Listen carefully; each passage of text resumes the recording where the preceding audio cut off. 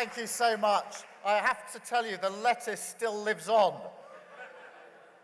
But look, it's a real pleasure to be here, and just standing here looking out at this room to see all of you here, there's a real buzz in the room. It feels like the continuation of what we started at conference, a Labour Party with confidence, a Labour Party with the answers to the challenges that our country faces. And just looking out, seeing you, seeing friends, colleagues, really good friends, people who've come perhaps for the first time, and particularly to people who've come for the first time, you're very, very welcome. It's fantastic to have you all here in this room together this evening.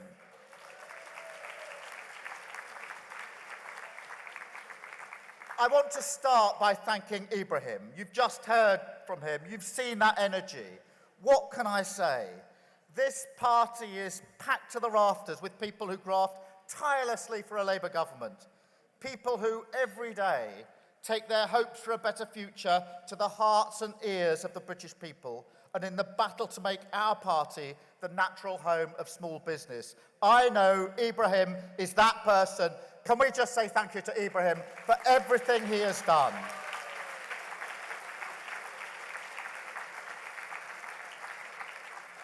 And Ibrahim, look what you've built. Look at this room. If ever there was a vision of a changed Labour Party, a Labour Party that knows Britain's success depends on growing number of thriving businesses and communities, that gets aspiration, that gets working people want success as well as support, then here it is.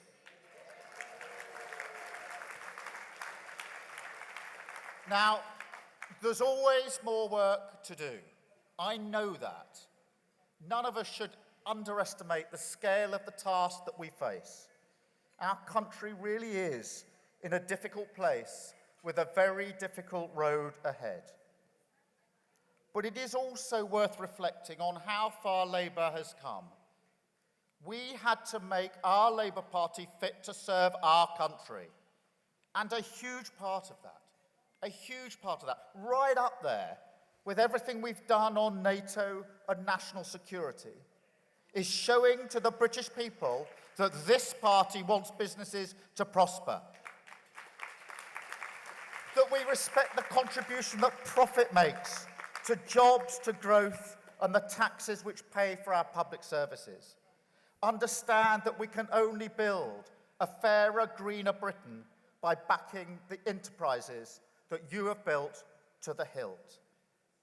That's why I feel so happy and proud when I see rooms like this. It shows we've changed the party, and I'm so grateful for everyone who's worked so hard to help us achieve that.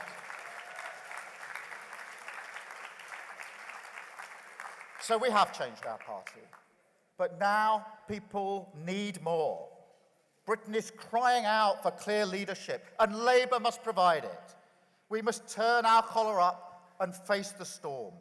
Stand with working people, meet their ambitions for real change, get Britain's hope, its confidence, and its future back. And this means we need to be relentlessly pro-business. Of course it does. You all understand that. But it also means that our relationship with business needs to go deeper still. Because if we want to drive our country forward, we need a real partnership between state and market, business and unions, town and city. That's how we tackle the country's challenges, by pulling everyone in the same direction, everyone contributing to a fairer, greener future. It's not enough to rely on some firms, some businesses, some sectors, some communities. If the City of London races ahead and the rest of Britain stagnates, that's not good enough for us. It's why SMEs are so important. It's not just the 16 million jobs, not just the 2.3 trillion pounds of turnover, or the fact that you represent over 99% of the business population. It's that you're in every community, the key to fair growth everywhere. And I don't think the Tories understand that. they're always about the richest 1%. That's how they see the economy. For them, growth comes from the top down, not from the grassroots. I fundamentally disagree. It's why they're always fiddling with corporation tax, but never bother to reform business rates. They don't get it. And it's a crucial cause of the stagnation they've inflicted on us for 12 years. The worst decade for growth in 2 centuries. Let that sink in.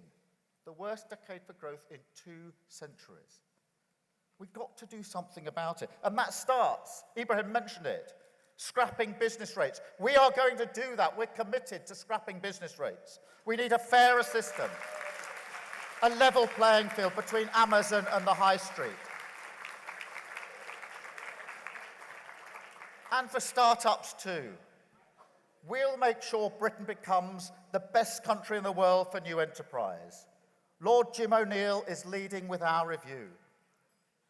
But going beyond that, the next Labour government will focus on 3 priorities for business. 1, stability. 2, green growth. 3, skills.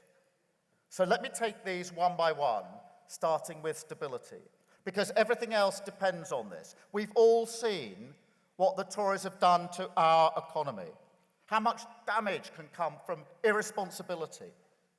Never again can they claim to be the party of sound money. They've done real damage to our economy, to your businesses, and to working people all across the country. And some of you have mentioned this to me already this evening. More small businesses have died now than at any time since records began. This is an appalling statistic. Borrowing costs higher because of the recklessness, not just for households, but also for businesses looking to invest. And that's if you can get access to finance in the first place. Make no mistake, it will be a long, hard winter, longer and harder because of what they have done. But the principle that policy choices must be paid for, that sound money must come first, because otherwise businesses and working people will pay the price, that principle cannot be undermined. And my Labour government will never do that. In the Labour Party, we understand that stability is about more than public finances. It's about providing the right conditions to plan and to invest, to think about the long term, not the short-term fix, to create confidence through certainty. That's why at party conference we set out our plans for a modern industrial strategy, a permanent part of the landscape that will help business innovate and grow. Bring in the creative genius of science at our universities, take long-term decisions out of the political cycle, and unite us all to meet the great economic challenges of the future. And look, I do mean all of us, because our industrial strategy isn't just for firms experimenting on the edge of technology's horizons. It's a plan to support all businesses, to put what Rachel Reeves calls the everyday economy front as well as centre. We need to win the race for electric car batteries, quantum computers, personalised medicines, absolutely. But we also need to support the small traders who replace our car batteries, the IT firms who get our offices running smoothly, the pharmacies who sell medicines in our communities. Fair growth means a greater contribution from all, and that's exactly what our industrial strategy will do. But to get that long-term stability, we desperately need energy security. And that means radical action on climate change, and it means that action now. Climate change is the defining challenge of our times, the driving mission of the next Labour government. And I suspect it's pretty high up on your list of risks and things to do. But there's no need for gloom. I don't see this just as an obligation hung around us. I see it as the single biggest opportunity that's been presented to us in decades. A chance to create the jobs, the industries, the businesses of the future. Deliver cheaper bills for working people and real independence from tyrants like Putin, who are using fossil fuels as economic weapons.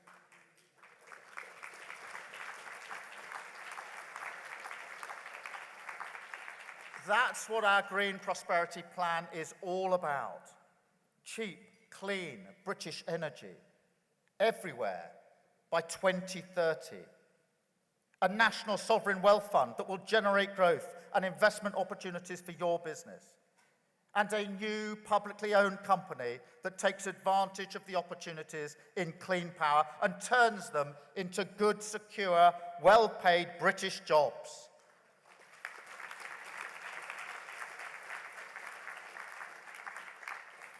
But rest assured, we know that if we're going to meet that ambition, if we're going to get our economy out of the current rut, then we need to get real on skills. That's why at the heart of that plan is training for plumbers, electricians, engineers, software designers, technicians, builders. It's also why we'll reform the way government supports businesses on delivering the skills that you need. You told us, and we listened, apprenticeship support is not flexible enough for your businesses. It doesn't work for you. And that means it doesn't work for Britain. So we will reform it. We want to see more support for the training of your business needs. So jointly, we will do that.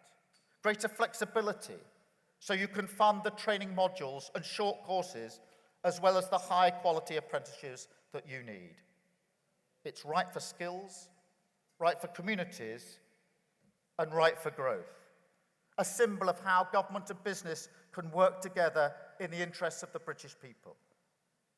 Because look around this room. This is how we do things in Labour now. Partnership for prosperity. Public and private, hand in hand. That's the way to a fairer, greener, more dynamic Britain. A journey that business and Labour can and must take together. Thank you so much. Thank you. Enjoy the rest of your evening. Thank you. Thank you.